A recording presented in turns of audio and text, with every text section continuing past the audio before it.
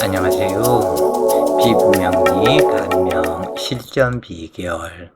오늘 공부할 내용은 사주에서 무식상 사주인데, 그러면 여명사주의 무식상 사주는 이 식상은 자식이라고 했는데 무식상이 되었기 때문에 자식이 없다. 그러나 자식들을 낳는다. 그것은 이 자식의 육친의 변화가 있기 때문이다. 그러한 부분에 사주를 보면서 한번 이 자식은 누가 되었는지 이 부분을 살펴보시자고요. 사주에 무식상인데 그러한 사주에서는 자식은 누구인가 이 부분을 아는 방법들이 있게 되는데 그 부분을 한번 살펴보시자고요. 이 사주에서 보면은 진토, 미토, 여기에서는 금기, 경금이나 신금이 없죠. 그 어떠한 금기에 천간이 없다 그래요. 그런데 자식들은 낳고 잘 산다. 그것은 어떠한 이유 때문에 그러는 것인가? 이 오행의 변화, 육친의 변화가 있어서 그러는 것이다. 즉 정묘년 계묘월 기미일주가 무진시에 태어났다. 기미일주가 일지 암록성으로 한강물이 말랐으면 말랐지 재물은 마르지 않는다. 이런 특징이 있는 암록성인데 이 암록성이 길신작용을 하면 대체적으로 상당히 좋다. 이 무토는 진토에 자하고 수기창고 재물창고에 자하고 이 개수가 이 진토에서 나온 것이기 때문에 자기 것이라고 생각을 하는 이 무토이다. 어찌됐건 이 무토는 시주에서 왔다. 그러면은 내 자식이 돈 창고에 지금 앉아서 겁재가 되었다. 그러면은 이 엄마의 마음, 이 시주가 겁재가 간여지동으로 왔기 때문에 이 어머니는 자기가 가진 것을 자식들한테 결국에는 다 물려줄 것을 여기에서 상징을 하고 있다. 그 부분이 시주의 무진시다 그래요. 그러니까 자기가 가진 그 모든 것을 자식이 겁재로 왔다. 그렇기 때문에 자식들한테 이것을 물려줄 것을 여기에서 상징을 하고 기미일주로 미토가 년지 묘목과도 합을 하고 월지 묘목과도 합을 하고 그리고 이 해수를 해묘합을 하면서 불러오는 작용을 해서 눈에 보이지 않는 두 개의 해수가 있는 것과 같다. 그래서 또한 이것은 이 기토의 재물이다. 그래서 눈에 보이지 않는 재물이 상당히 가지고 있는 상태이고 그리고 자기 사주이다.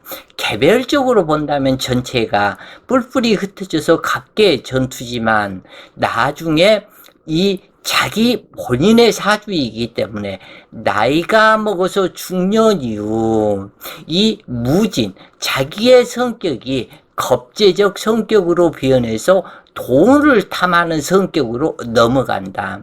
이렇게 될 것을 상징을 한다. 이 시주는 기숙지이기 때문에 자기가 가는 길이다.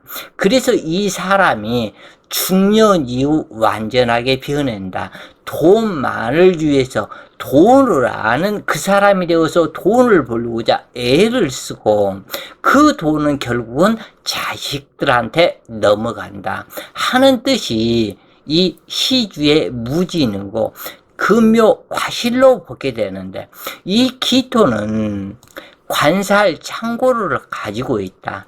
관살 창고를 자기 품 안에 가지고 있는데 이 관살들을 묘미합 하면서 이 관살들을 끌어당겨서 전부 다 내 것으로 만들고 있다. 그러면 이러한 사람은 관청을 상대로 직업을 잡는 일을 해야 된다. 그러니까 관청을 상대로 일을 했을 때에 이 사람의 모든 그것이 나타난다. 어찌되었건 이 계수의 재물, 불러온 해수의 재물은 이 미토가 해묘합으로 해서 불러온 것이기 때문에 이 계수의 록군처를 만들어주고, 그리고 또한 이 계수 또한 해수는 해묘합을 해서 자기한테 끌려오는 상황이다. 미토한테. 그래서 이 재물이 전부 다 자기한테 오는 것을 상징한다. 어찌되었건 여기 이 사주에서는 신강한 사주다 그래요. 관살도 월지를 차지하고 2개나 있기 때문에 왕성하고 신왕, 관왕. 그러나 이 사주에서 정화는 상당히 중요한 역할을 한다. 통관신의 역할을 하는 정화이다. 그래서 좋은 작용에 어머니의 덕, 그리고 이것은 영간에 있기 때문에 조부님의 덕이 아주 많을 것을 상징을 하고 있다 그래요. 또한 아버지다. 이 아버지의 묘월에는 습기가 없고 건조한데 자기가 진토에 통근을 하고, 그리고 이 묘목과 이러한 모든 사주에서 필요로 하는 수기를 제공을 시켜주기 때문에 아버지의 덕도 있고 어머니의 덕도 상당히 있는, 보기에는 조금은 부족한 성향이 되지만 실질적으로는 복이 있는 귀인이다. 힘과 능력이 있다. 기미가 간여지동이요 무진이 간여지동으로 왔으니 세상 두려울 것 없이 관청을 상대로 그 관청이 나한테 묘미합으로 끌려오는 작용이 된다. 자, 글을 읽어보면서 제가 설명한 부분이 많이 빠질 것이다. 이러한 부분이 어째서 그리하는가, 이 부분을 알게 될 것인데, 여기에서 보면 지인사오미 남방운으로 이 통관신의 운으로만 계속되기에 여기에서는 그냥 먹고 살고 큰 발복 성향이 이루어지지 않는다. 그러나 이 계수를 생하는 무신 기후대운 같은 경우는 발복을 이룬다. 왜냐하면 여기가 관성이 정관이 아닌, 즉 인월의 간목이 아닌 묘월이다. 그래서 평관격이다. 평관격은 통관신을 잡았다고 하지만은 여경의 격국이 가하다. 그래서 이 식상 운에도 발복하는 사주가 되는 것이 평관격이기 때문에 인수 통관신에 여기에서는 큰 발복 성향은 나타나지 않는다. 그러나 평관을 제압하는 이때 발복 성향이 크게 나타나고, 경술대운에서는 종명하는 기운에 이제 들어가기 시작한다 그래요. 묘월에 기토 일간은 반드시 병화가 있어 허박한 기토를 생하고 목기를 성장시키며 진토에 목기를 심고 간목이 투관되어 병화를 생하면 길하다. 목국이 되거나 인계수가 있으면 무토가 인계수를 제압하고 병화는 목기를 설기 인하여야 한다. 간목 투간에 병화가 없다면 문지식물로 변하는 간목이 되고, 병화는 있지만 간목이 없거나 다른 기토가 간목을 합과한다면 불길하니 모든 공로가 탈취 당하게 된다. 또한 병화를 쓰는 사주에서 신금이 병화를 근접해서 합거했다면 자식을 낳고 폐지하는 여명이 되며 딸이 원수지간이 된다. 목기가 왕성하다면 경금이 있어서 벌목해야 하지만 이때는 반드시 정화가 있어야 한다. 목기를 흉하게 부러뜨릴 염려가 있기 때문에 이 정화로 경금을 단련시켜서 날카로운 경금 도끼가 되게 해야만이 목기도 상처가 없이 좋아진다. 그래서 정화가 반드시 있어야 한다. 이 사주는 평관격이다.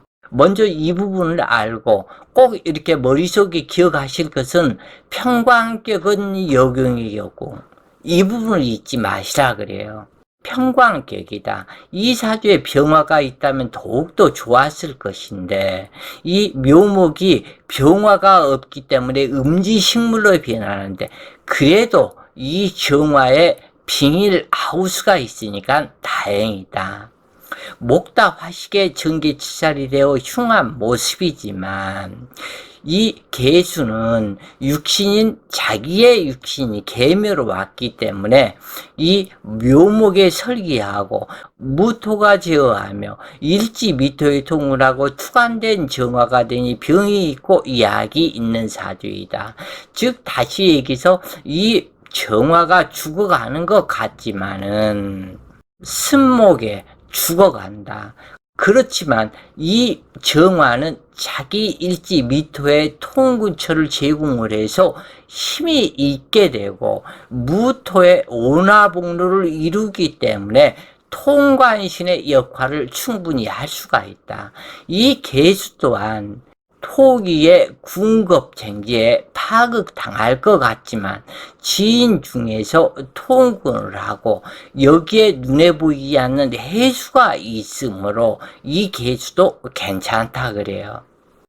이 사주는 수목을 만나는 것은 기신이 되는데 화토 금은은 기라며 정화와 미토가 상하는 계축을 만나면 대흉하다. 이 서방운은 설계하는 운이지만 전혀 문제가 되지 않는다. 극히 신약하지 않기 때문에 아무런 문제가 되지 않는다.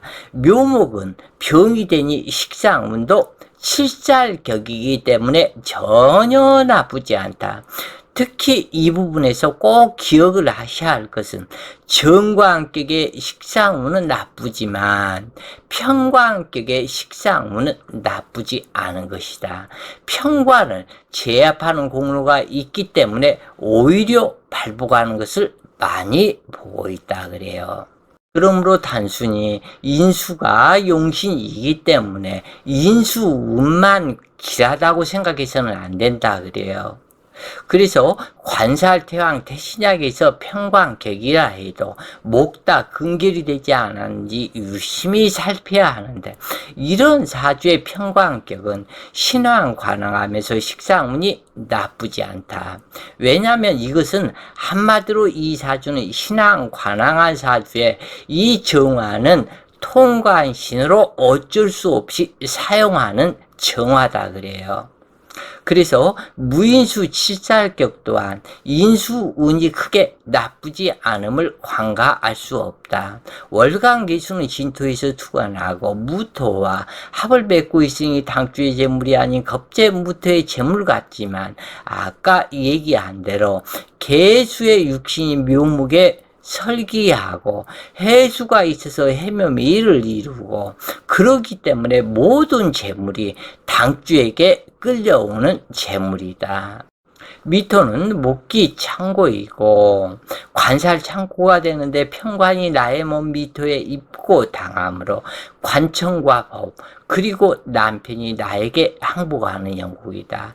당주는 서방문에 경찰서 구내식 식당을 해서 이 구내식당에서 오랫동안 하면서 돈들을 많이 벌게 되었는데 이 사주에 토기가 근기를 생한다고 해서 토기가 자식이 되지 않으며 월간 계수가 시지에서 통군함으로 계수가 자식이다. 그리고 진중 계수가 또 있으니 딸 둘을 낳게 된다. 그래서 이 사주는 이 계수는 월간 계수인데 아버지가 되기도 하지만은 자식이다. 이때는 자식으로 여기에서 진중에는 여기에서 어떠한 식상이 없고 그렇지만 계수를 자식으로 통변하게 된다 그래요. 그래서 진중개수가 있으니 딸 둘이 있는데 무식상사주에서 자식 찾는 법이 되고 이것이, 그리고 월간개수는 월간편제이기에 아버지이다. 진토의 수기 인묘이고 미토의 묘신발동 백호발동이니 당죄 어리적 사망하는 아버지가 된다. 아버지의 육신 묘목과 미토가 합의되고 정화가 투관하니 정화는 어머니이며 당주는 어머니의 유전인자로 온 사람이다. 그러므로 어머니의 인연은 각별하지만 아버지의 인연은 거의 없는 사람이지만 아버지의 육신 묘목과 합의되므로 사이좋은 부녀관계이다.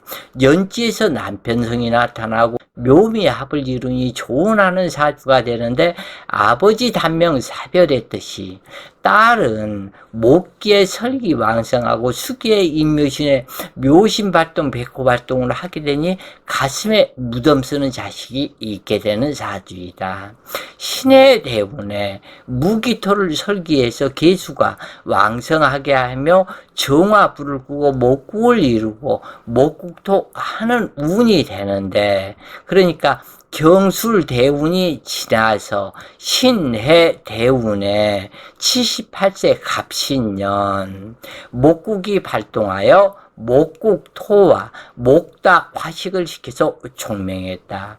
즉 그러니까 불러온 해수가 그동안에는 그냥 이렇게 눈에 안 보이는 상태로 있었던 이 해수가 실질적으로 신의 대운이 오게 되니까 이 신금은 정화에 파극당하고, 그리고 모양만 있었던 것에서 진실한 해묘미가 여기서 이루어지니까 이 근기가 목다 근결이 되어서 완전히 깨어져 버린다 그래요. 그래서 이 기토일간의 신금은 식신이다.